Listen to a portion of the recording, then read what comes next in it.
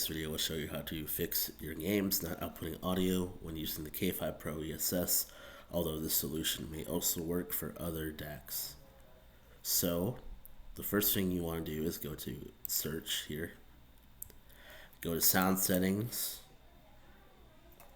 now scroll down to more sound settings, click on the FiiO amp, then click on properties, then click on the advanced tab, and now select anything that is lower than 24-bit 352,800 hertz. Again, select any sample rate, bit rate that is lower than this one right here.